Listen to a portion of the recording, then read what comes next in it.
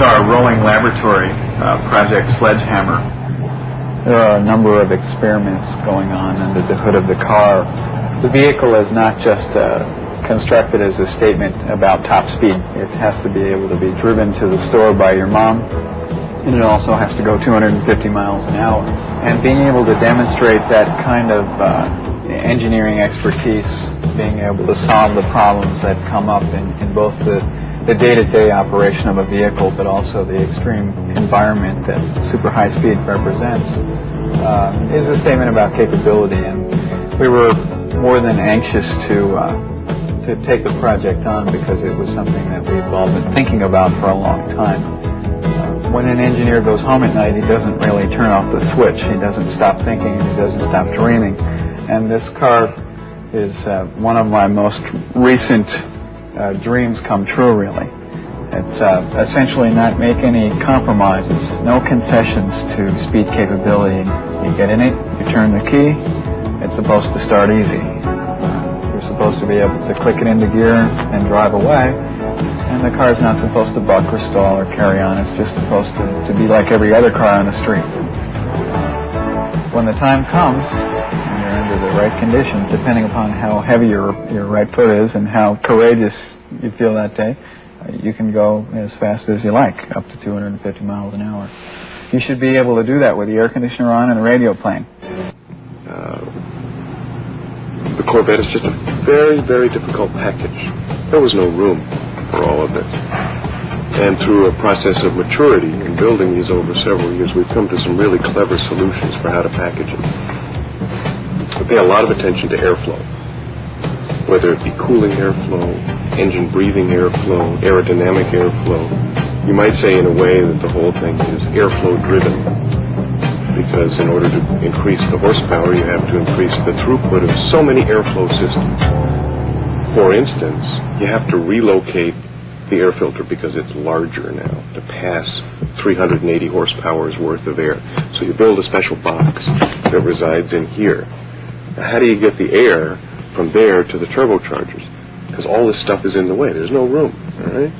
So you take the General Motors mass airflow sensor, attach it to the back of the air filter, run it through a little aluminum casting and a rubber elbow here, parallel to the frame, come up and intersect the frame member in a place that's very difficult to see there, cut the frame out of the car, cap both ends of that section of frame so it's now airtight, put it back into the car and take a couple of spigots from the back side of the frame member and run it through flexible silicon ducts to each turbocharger. But in order to do that, we had to cut the frame away in this area in order to put the turbocharger up in there. We had to rock the starter down so that it's closer to the oil pan. Anytime you see a blue piece like this, it means it's something that we carved out of a billet to accomplish some sort of fitment. This is a fiberglass automobile, so you have to go to great lengths to heat shield everything. I mean, horsepower is heat.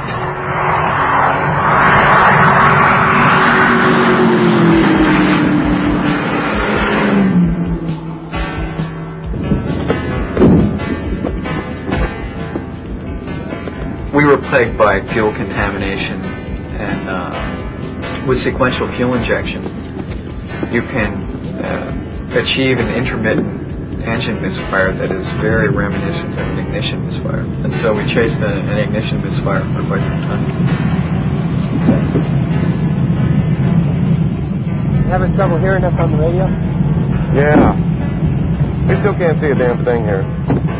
High-speed testing is not the fun that you would imagine it to be. It's really quite a lot of work.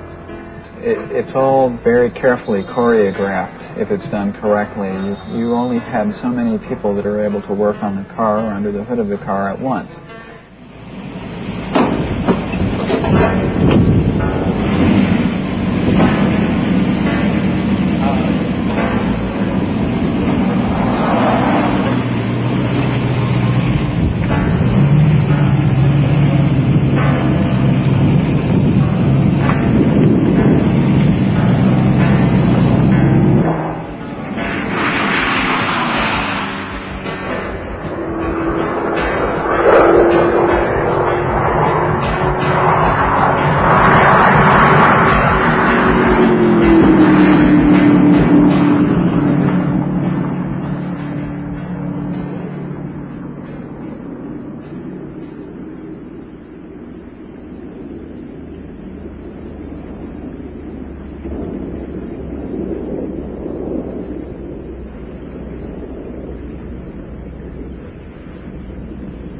we were testing this car and really starting to have trouble at the 210 or 15 mile per hour mark. And the folks at the test track said, well, gee, you know, the car seems to be working fine. What do you expect this car to do? You know, get a few more miles an hour or what? And I turned to the test engineer who was sitting next to me, who worked at the track, and I said, no, you don't understand. This car's supposed to go 250 miles an hour.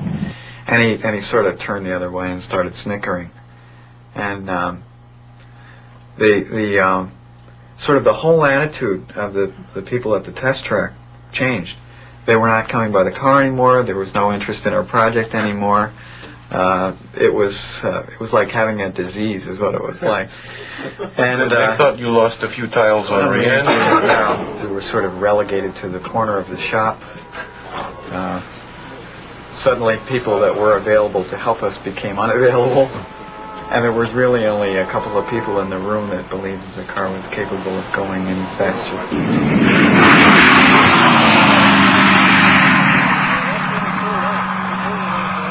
The first run was 248 and change miles an hour, sort of a almost full throttle run.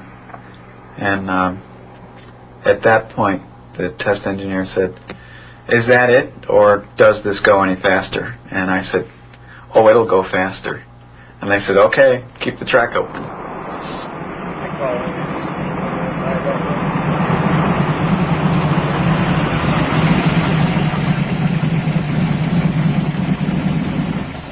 About 5 minutes. They're not going to get back out on the track unless they make a change and just go for it again. I'll be at the timer.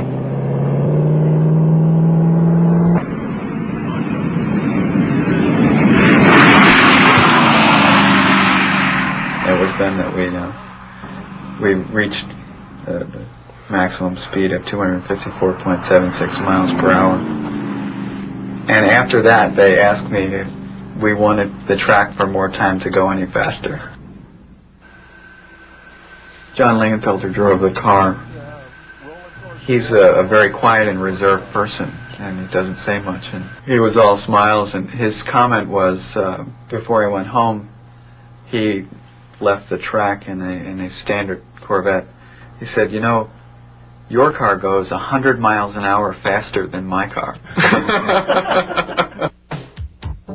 We really did look at this as a private test session to make sure that when the opportunity comes to do some head-to-head competition, that we would have our act together. I think it's ready for anybody who wants to take the challenge.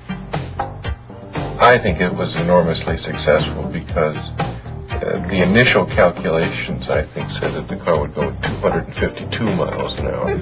And not only did we drive the car out there, but we tested it at those speeds, and in fact a little bit better than that, and then drove it back.